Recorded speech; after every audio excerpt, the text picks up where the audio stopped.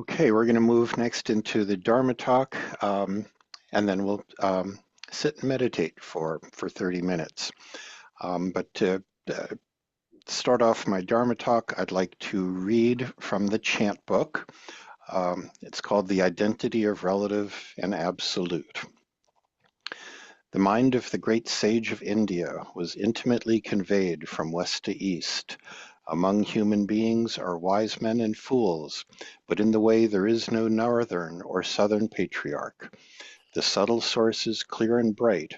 The tributary streams flow through the darkness. To be attached to things is illusion. To encounter the absolute is not yet enlightenment. Each and all the subjective and objective spheres are related and at the same time independent, related yet working differently, though each keeps its own place. Form makes the character and appearance different. Sounds distinguish comfort and discomfort. The dark makes all words one. The brightness distinguishes good and bad phrases. The four elements return to their nature as a child to its mother. Fire is hot, wind moves, water is wet, earth hard. Eyes see, ears hear, nose smells, tongue tastes the salt and the sour. Each is independent of the other. Cause and effect must return to the great reality. The words high and low are used relatively.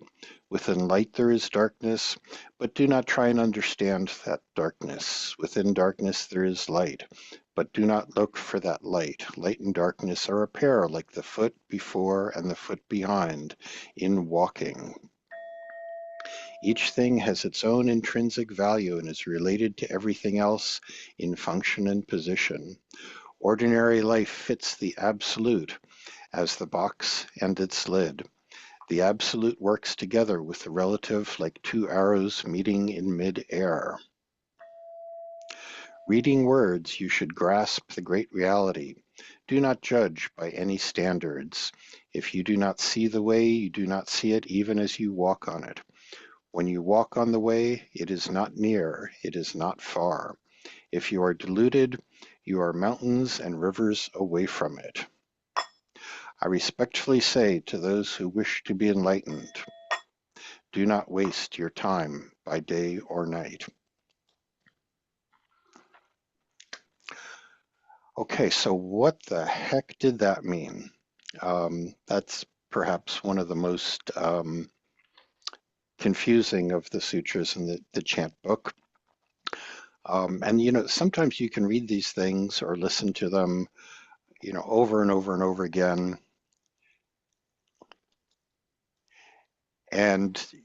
But still not really understand until you have some sort of experience where it becomes real for you.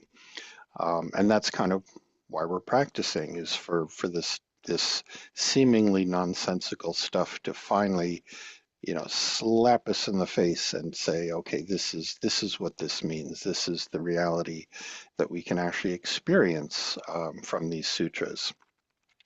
So I've got a little bit of an interesting story about this. When I started off as a student, coming up October, it'll be 10 years. Oh my gosh, since I started on this journey. And Ty Cozen, um, pretty early on in my studies, uh, said to me, who is Scott?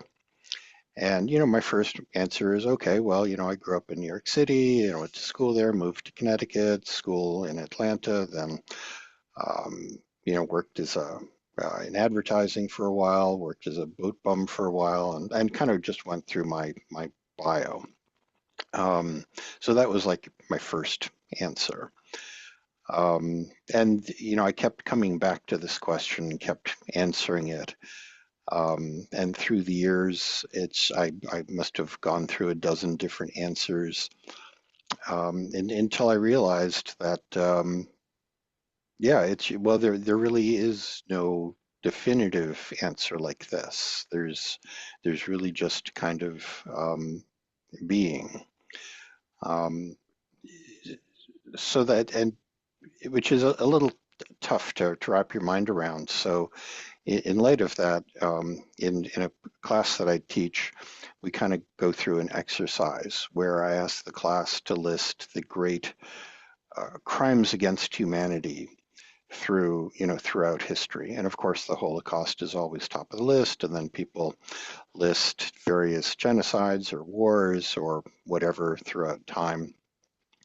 And then I shift gears and we do an exercise where I write up on the whiteboard, I am a, and then I just put a line and a horizontal line and then a question mark. I am a blank, fill in that blank.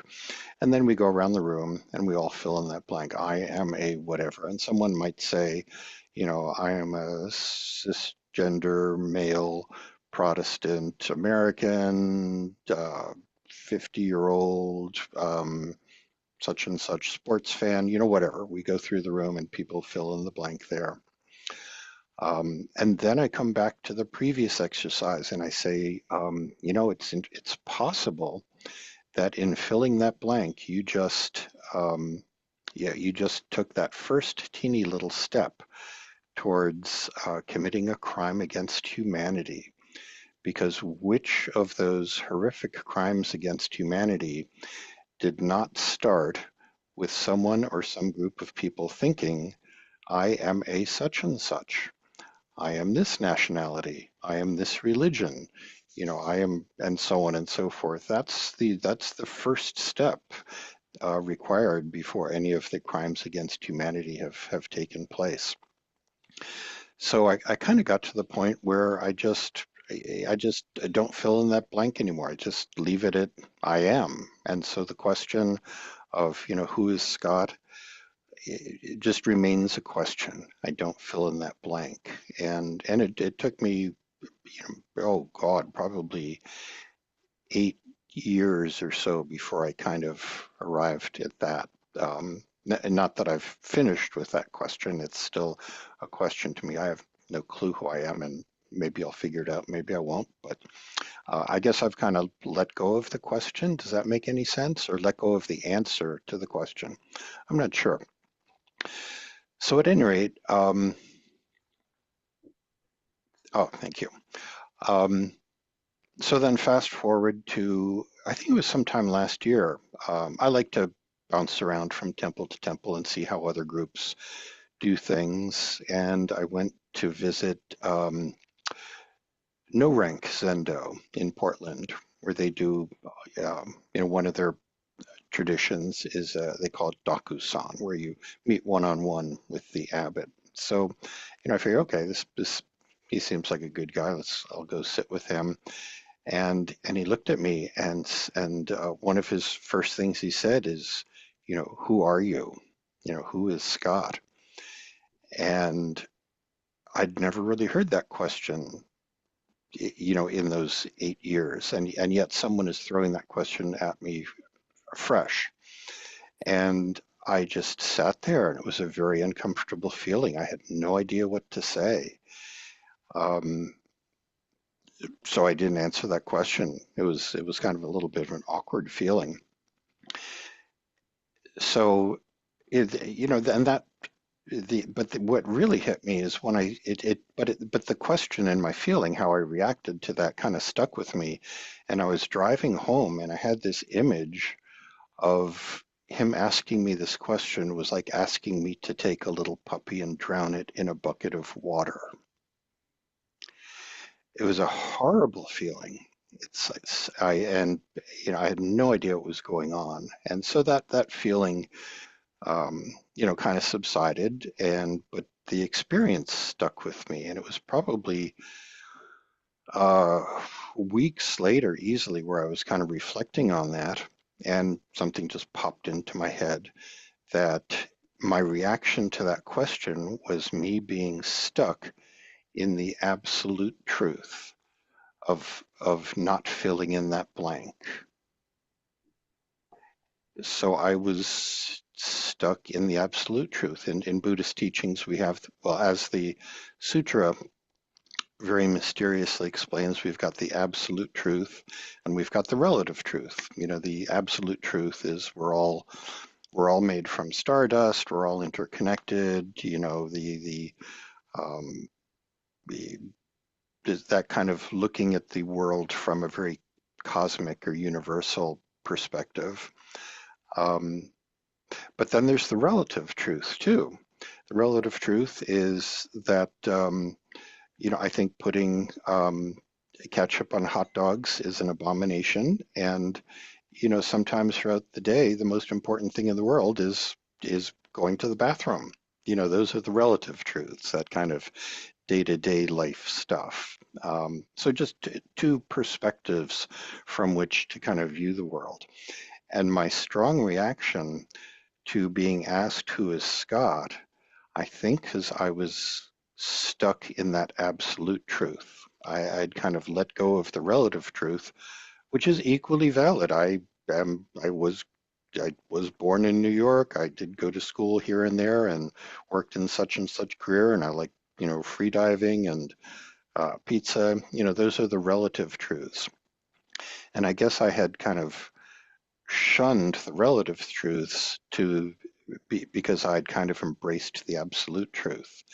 And so when you accept one and deny the other, it kind of really messed me up when someone asked me who is Scott. So it kind of hit me, oh my gosh, this is what the relative and the absolute are all about. You really, uh, I was about to say you really have to. There's no such thing as having to. If you embrace one or the other at the exclusion of the other, you're setting yourself up for suffering. And obviously, we're all here to try and avoid that. So this sutra, the identity of the relative and absolute, as confusing as the words may be on the paper, sometimes you actually experience yourself being caught up in either the absolute or the relative. And we all and why is this confusing? It's because our day-to-day life is wrapped up in the relative truth. I mean, the human experience, for the most part, at least I'm speaking for myself here. Excuse me. Um, the human experience, at least from what I've experienced, is kind of contained within the boundaries of my body. There's me, and then there's like everything else out there, but that's all separate. It's like I don't really experience that directly. I mean, I can see stuff, but that's just like bouncing off it, or I can, experience it in very superficial ways. But, my real day-to-day life experience is strictly contained within my body. So I'm just, there's me and there's the whole rest of the world, that kind of separation. So it's very easy to live life only really acknowledging that relative truth that we're separate from everything else. And that leads us to label things and create division between us and other people. If we don't acknowledge the absolute truth of interconnectedness of everybody, and by failing to embrace that absolute truth, um, maybe we are taking a step towards those little crimes against humanity of separation. So, but there are a whole bunch of different ways that we can get caught up in one or the other. Um, for example, and these are kind of contradictions that kind of illustrate the relative truth and the absolute truth. This is an idea that popped into my head years ago that I'm the most important thing in the world. There is a truth to that. Um, if I don't, you know, breathe, I die. It's like it's all contained within me. It's, sometimes it's just you're totally focused on yourself as being the most important thing in the world. But once you step back from that, take not the 35, thousand um, foot high perspective, but maybe the 35 million mile away perspective on life here on Earth. Yeah, I'm the most unimportant thing in the entire universe. Totally different perspective. Um, There's the idea of that things are bad or evil or good or righteous. And then there's the idea that there's no such thing as good and bad or right or wrong. There's a truth to both of them, and kind of reconciling the two together in all of these instances is sometimes referred to as the third truth or the middle path. Um, Here's another pair that no one can cause us suffering, that suffering comes from within, and it's something that we do to ourselves.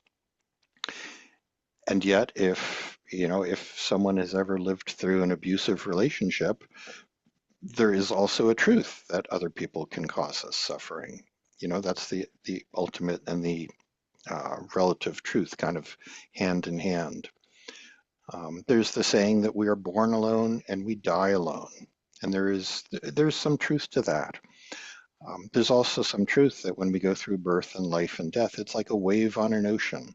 The wave kind of arises and it's a wave for a while and then it folds back into the ocean. So really no birth, no life, no death. It's just a manifestation of the ocean of the universe.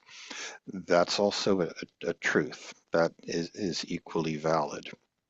Um, Even in a couple of our sutras. Now here's a contradiction for you in the um, the identity of relative and absolute. One of the things that it says is eyes see, ears hear, nose smells, tongue tastes the salt and the sour. That was straight out of the passage from the chant book.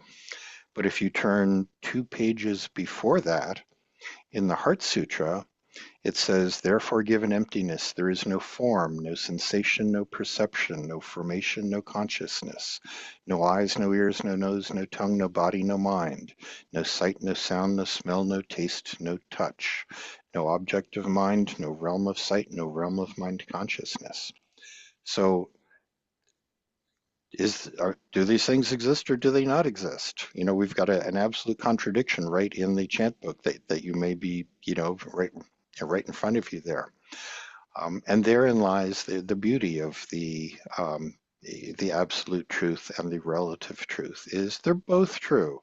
They're both true. And my takeaway from something like the Heart Sutra that says, no eyes, no ears, no nose, no tongue, no body, no mind, is not a nihilistic one. It's not that these things don't exist, but just don't take them too seriously, because when you start taking things too seriously, we get a little too wrapped up into the relative truth.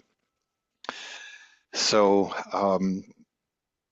yeah, that's all I've got today. The idea of again, the absolute truth, kind of from the cosmic level, and the relative truth of having to go to the bathroom and eat and so on. Again, that brings us back to that third truth, which we it can hold simultaneously because they're just different perspectives. They're both true at the same time. A quantum physicist might call this a quantum superimposition, like the cat in Schrodinger's box. Two truths simultaneously. Which again, it's not that there are two truths at the same time from a quantum physics perspective. So they've given it a name, quantum superimposition, which is basically the third truth or the middle path that goes back 2,600 years. So I think the Buddha kind of had an insight into what quantum physics is just discovering in recent years. Okay, that's all I've got. Any questions about that? Any comments? Any experiences of struggling with the relative or the absolute? And if not, we will go into meditation this morning.